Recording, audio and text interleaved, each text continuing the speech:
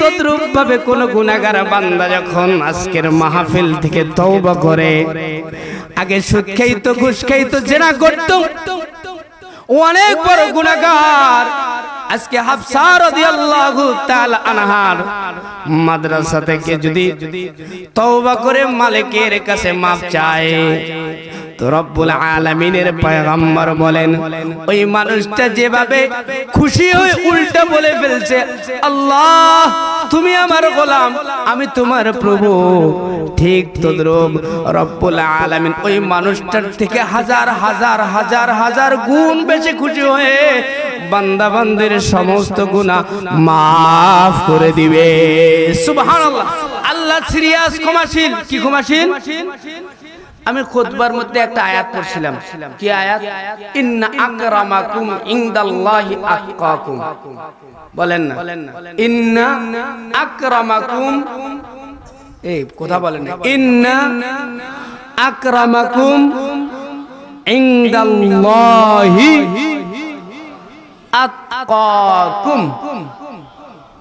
মারাত্মক সিরিয়াস এক আয়াত, কোরআনের শব্দ। আল্লাহ বলেন আমি সুন্দর দেখে দেখে মানুষকে জান্নাতে দেব না। তো যদি আল্লাহ যদি সুন্দর মানুষগুলোকে জান্নাতে দিত, বলেন আমরা যারা ছোট মানুষ, আমার দুইজন বন্ধু আছে রংপুরের মধ্যে, তো দুইজনের সাথে যখন আমি চলাফেরা করি, একজন হচ্ছে আমার বন্ধু হাবিবুর রহমান, আপনাদের এই মসজিদের খতিব, চিনেন না? কেমন চেহারা, আমার থেকে খাটো চিকন। আর একজন বন্ধু আছে, আমরা চট্টগ্রামে একসাথে ছিলাম, লেখাপড়া করছি। দুইজন বন্ধুর সাথে যখন আমি একসাথে চলাফেরা করি, তো আমার নুনের নোক্তার মতো দেখা যায়। কিসের নোক্তা বুঝা যায় না, একসাথে ছিলাম। তো যদি জান্নাত সুন্দর সুন্দর মানুষদেরকে আল্লাহ দিতেন, তাহলে আমার জান্নাত যাওয়ার কোনো চান্স ছিল? কালো মানুষ জান্নাত যাইতো? একদম পুরা কাপড় চোপড়ে হাঁটতো, পায়খানা করতো, এই মানুষটা জান্নাতে যাইতো?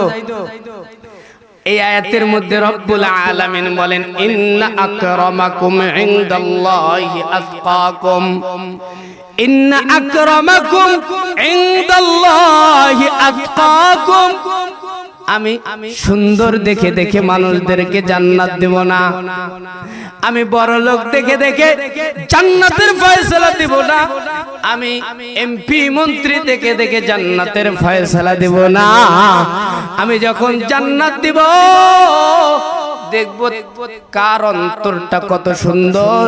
সেই মানুষটা কালো হতে পারে, ভ্যান চালক হতে পারে, অটো চালক হতে পারে, যদি মানুষটার কলবটা ভালো থাকে, তাকওয়াবান হয়, ওই মানুষটা বেলালের মতো কালো হতে পারে।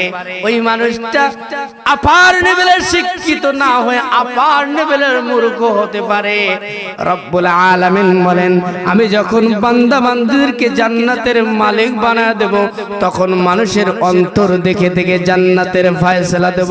তার মানে আমি বুঝাইতে চাচ্ছি আল্লাহ জান্নাত দিবে কলব দেখে, অন্তর দেখে। কি দেখে? অন্তর। তাহলে অন্তর একটা জিনিস আছে না নাই? কলব একটা জিনিস আছে না নাই? কলব, এই মানুষের কলবটা যদি ভালো হয়, তাহলে মানুষটা কালো হতে পারে, অন্তরটা যদি ভালো হয়, ওটা মানুষটা সোনায় সোহাগা। যদি মানুষের অন্তরটা খারাপ হয়, এখন মেয়র সাহেবের পিছনে আছে, এরা তো ভোট করে, এনারা মেয়র সাহেব এনারা জানে কার অন্তর কেমন, এরা বুঝে। কিন্তু যারা মানুষকে যদি চিনতে চান, তাহলে ভোটে দাঁড়াবেন। ঠিক আছে না? আমার দাদা চেয়ারম্যান, আমি জানি কোন মানুষটা কেমন। আপনার সাথে আছে নাই? কি হলো? আপনার সামনে একরকম, আপনার পিছনে আরেক রকম। কিরে ভাই, ওই মানুষটার অন্তর খারাপ, তার মানে কলব খারাপ। কি গরব? এই মানুষগুলো যার কলব খারাপ, যার কলব ভালো নাই, জিকির করেন। কি করেন? জিকির করেন, কলবটা ভালো করেন। কলব ভালো করেন, টাকা কম আছে, সমস্যা নাই। আপনি দেখতে অসুন্দর, সমস্যা নাই। আপনার কোনো ক্ষমতা নাই, সমস্যা নাই। মরতে দেরি, আপনার কবরটা জান্নাত হতে দেরি হবে না। সুবহানাল্লাহ বলেন। তো দুই নাম্বার একটা হাদিস পড়ছিলাম, ব্যাখ্যায় গেলাম না, তাফসিরে গেলাম না, একটা হাদিস পড়ছি, আর দুনিয়া কুল্লুহা মাতা ওয়া খায়রু মাতাইদ দুনিয়া আল মারাতুস সালিহ। পৃথিবীর সমস্ত কিছু সম্পদ, পৃথিবীর সমস্ত কিছু কি? জমি যার আছে সম্পদ, নাই গাড়ি আছে সম্পদ, লাইটটা এটাও একটা সম্পদ, এই টেবিল এটাও একটা সম্পদ, মাই এটাও একটা সম্পদ। দুনিয়ার সমস্ত কিছু কি? সম্পদ।